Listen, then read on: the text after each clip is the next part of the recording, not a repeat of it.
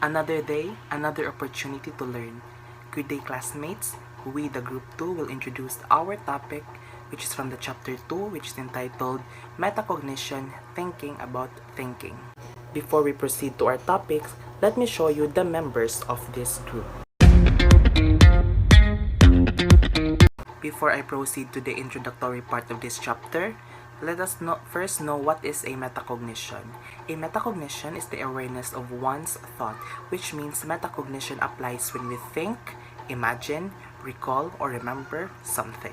This is related to thinking about thinking because metacognition applies when we think.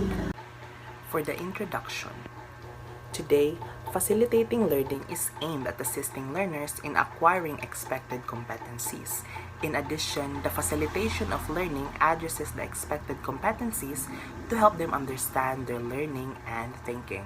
In short, competencies in facilitating learning will help the students or the learners in understanding or deepening their knowledge in learning and thinking. Research findings have shown that metacognitive thinking operates as a vital skill to other skills like problem solving, creative thinking, and critical thinking. This simply means that metacognitive thinking helps operates other skills like problem solving, creative thinking, and critical thinking, because without metacognitive thinking, the skills that I had been mentioned, which is problem solving, creative thinking, and critical thinking skills, would not be possible. The good news is that metacognition can be taught. Yes, metacognition can be taught everywhere in real-life experiences or inside the four walls of the classroom. In this whole chapter, we will be taught how to explain metacognition and its components, delineate the relationship between metacognitive knowledge and process, and identify effective metacognitive thinking strategies to facilitate learning. To open this chapter, let us first tackle the lesson 1, which is metacognition and metacognitive knowledge. After completing the lesson 1, we will be able to explain the meaning of metacognition and metacognitive knowledge, determine metacognitive knowledge required in a specific competency, and apply concepts learned in assessing your work and others' output. First, we have the definition of metacognition. The term metacognition is attributed to Flavel. Who is this Flavel? The picture shown here is Mr. John Hurley Flavel. He is an American psychologist specializing in children's cognitive development. He described that knowledge concerning one's cognitive processes and products related to them. So which means that our knowledge and our cognitive process is related to metacognition, because through metacognition, we gain knowledge by thinking, analyzing, and imagining. On a simpler statement, metacognition is knowledge cognition about cognitive phenomena.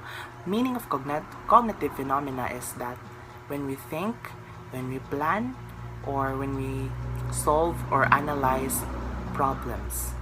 Because through those processes, through those phenomena, we can attain knowledge. The meaning is metamorphosed into thinking about thinking, knowing about knowing, and cognition about cognition. Next is the components of metacognition. A metacognition has two elements, which is the metacognitive knowledge and metacognitive regulation. Metacognitive knowledge and metacognitive regulation are interconnected and related to each other because metacognitive knowledge will enhance metacognitive regulation.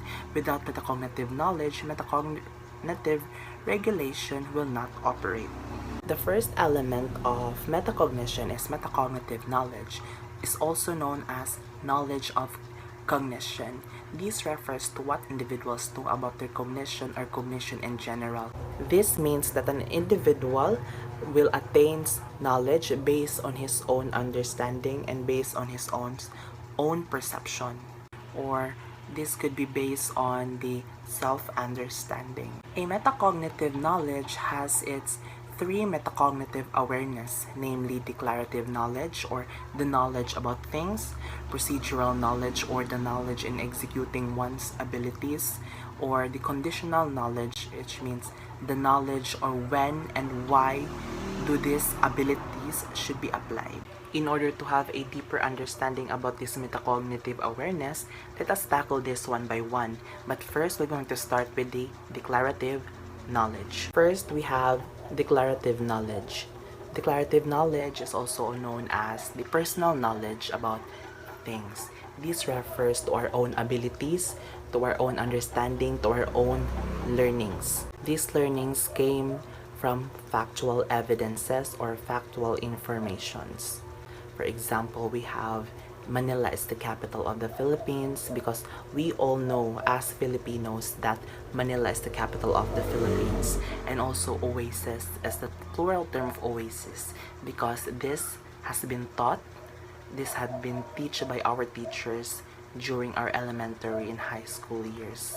Or another example of declarative knowledge is the informations that had been given to us by our parents, by our teachers, and everything that contains facts.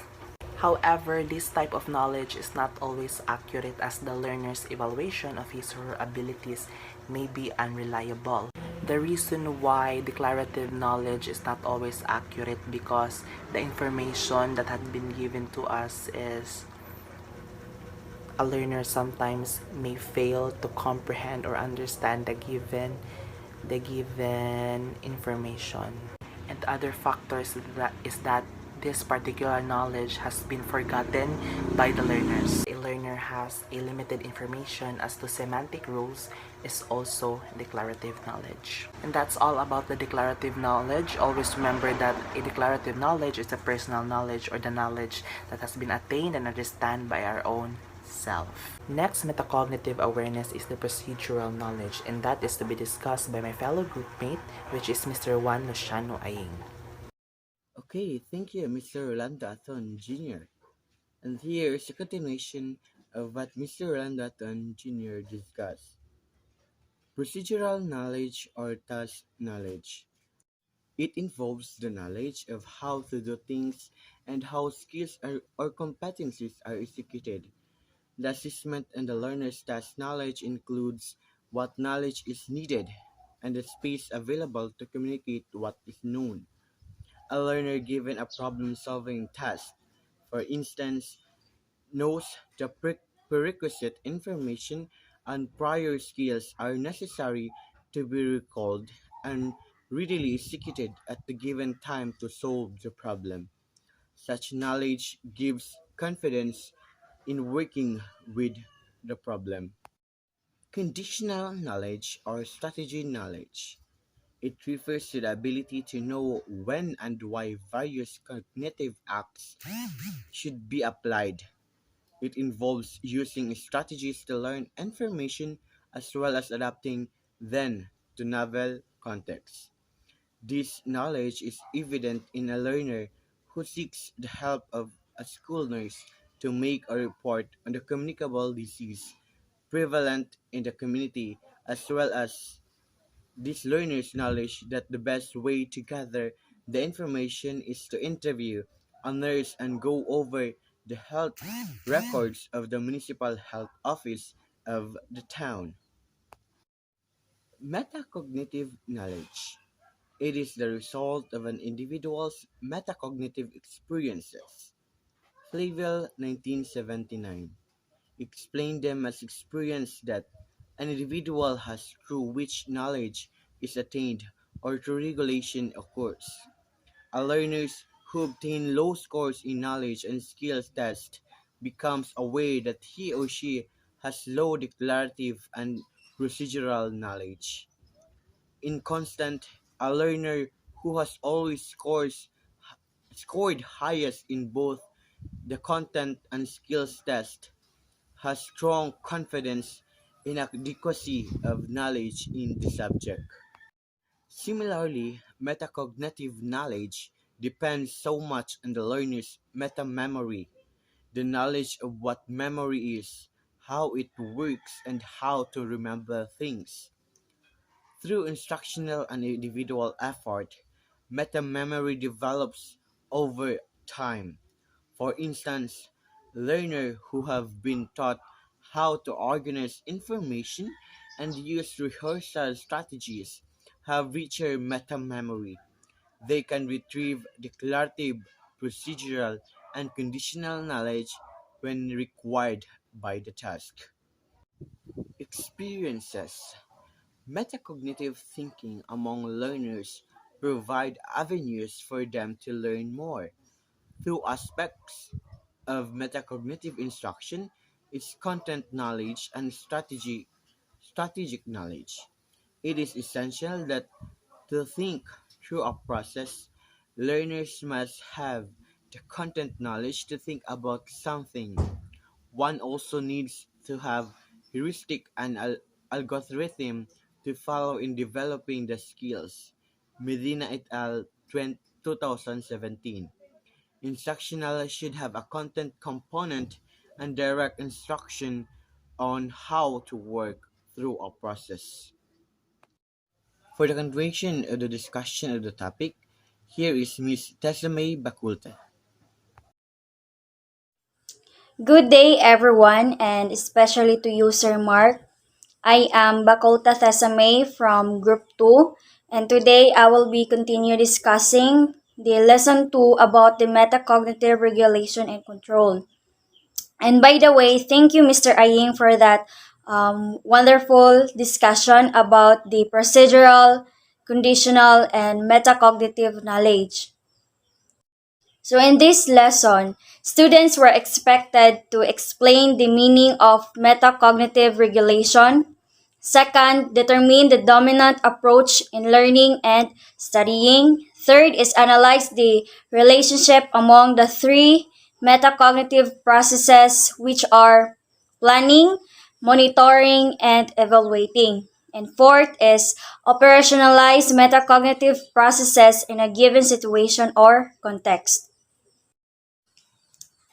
Metacognitive regulation is the second element of metacognition, whereas metacognitive knowledge refers to the learner's knowledge or beliefs about the factors that affect cognitive skills.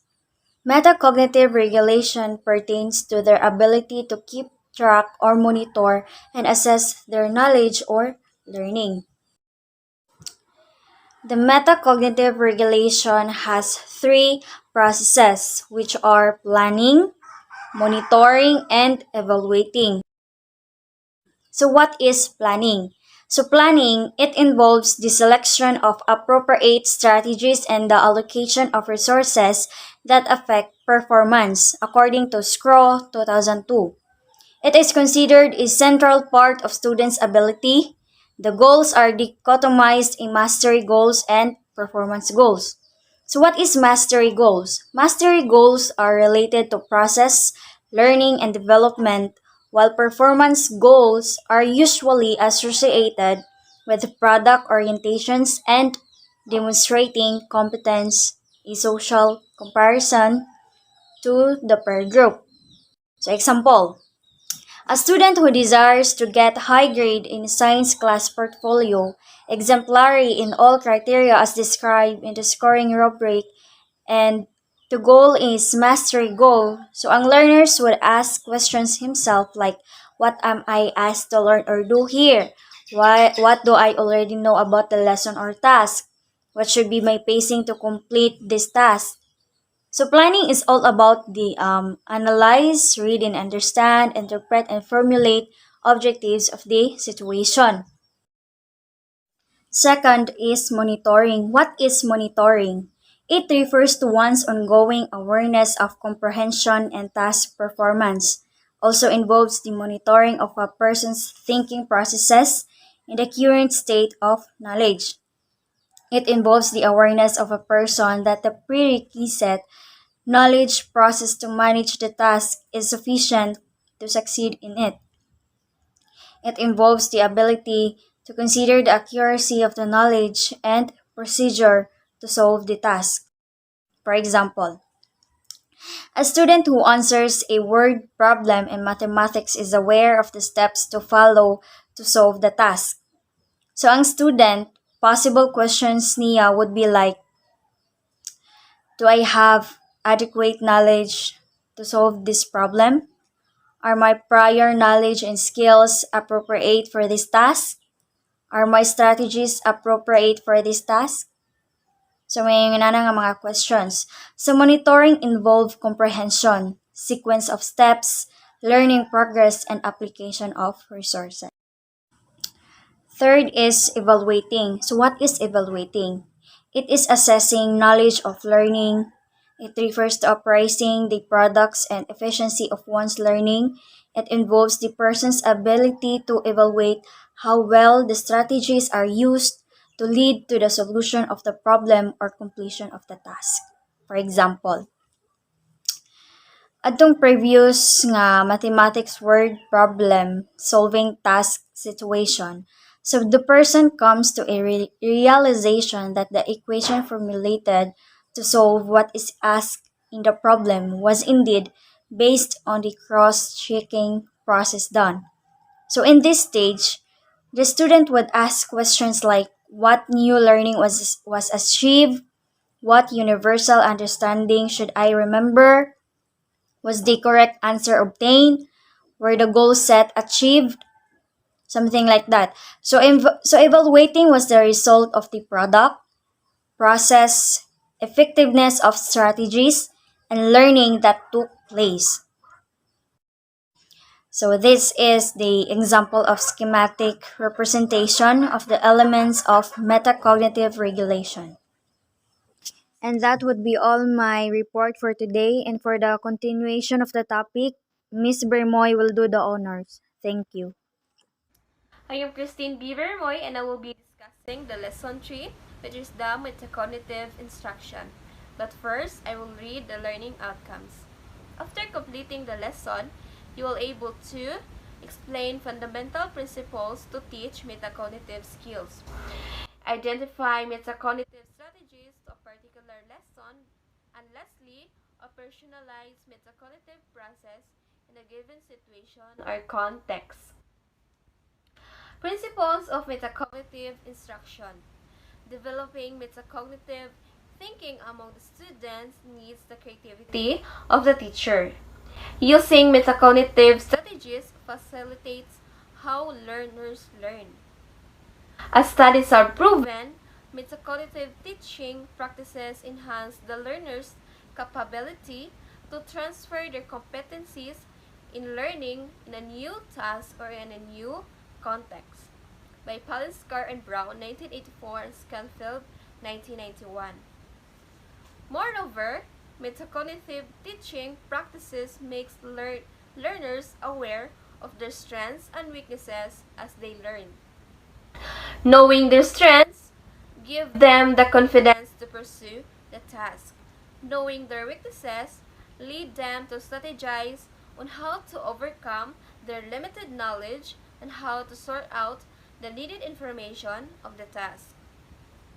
To effectively develop metacognitive skills among learners, Venman at 2012 recommended 3 fundamental principles. 1.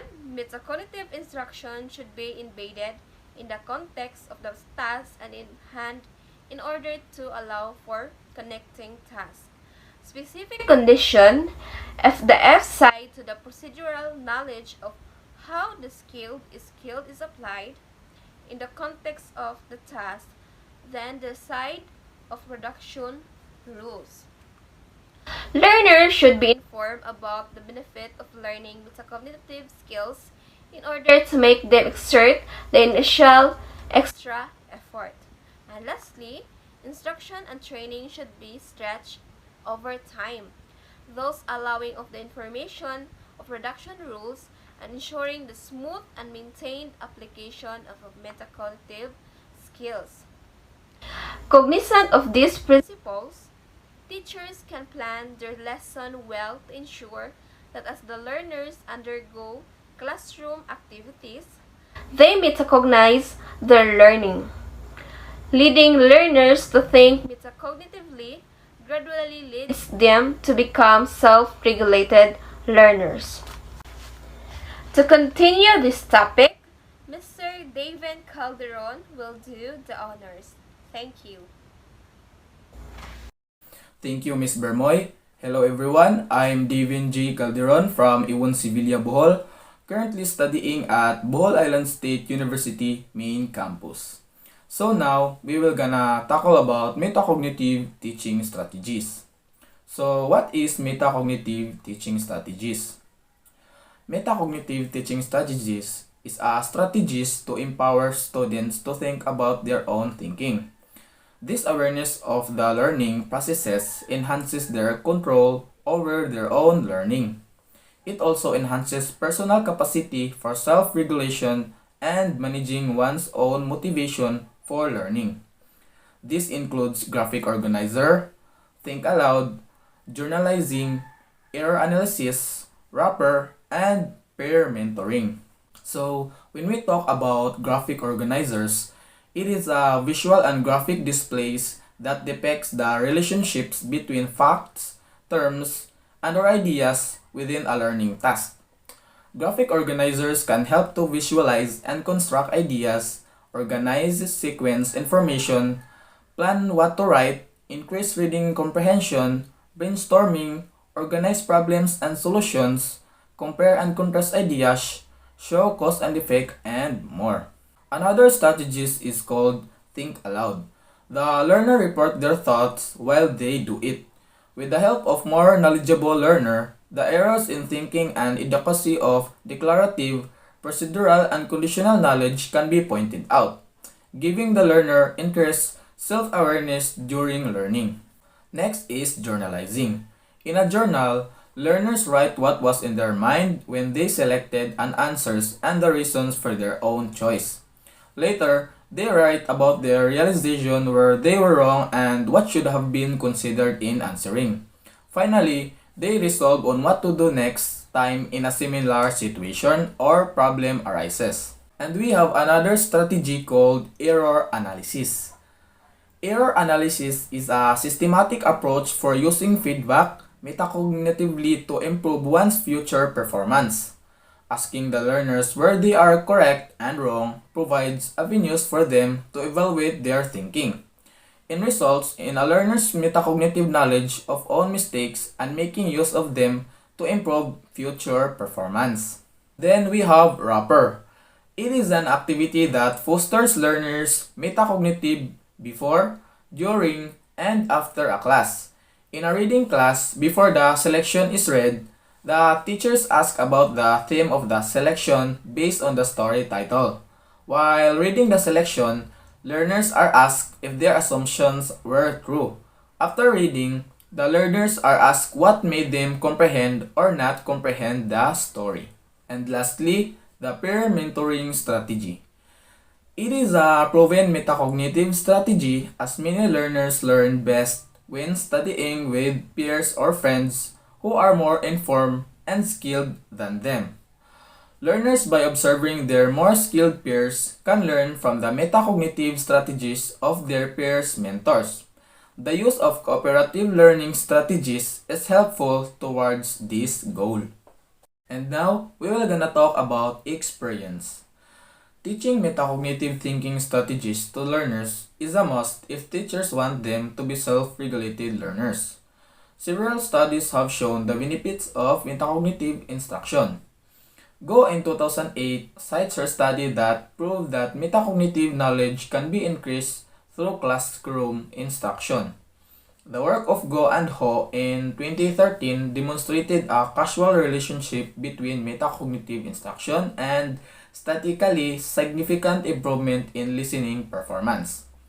In another study, students use metacognitive skills in a problem solving with 5 main processes that encompass an emerging substantive theory, namely understanding the problem through sense making, organizing and constructing the useful of information from the problem, planning solution strategies by identifying, conjecturing and selecting strategies, executing the plan, checking the process and strategies undertaken, and reflecting and extending the problem has facilitated development of Filipino students, problem solving and heuristics. So that concludes our discussion about Chapter 2, Metacognition, Thinking About Thinking. We hope that you learned something about our discussion today. Thank you for listening and keep safe.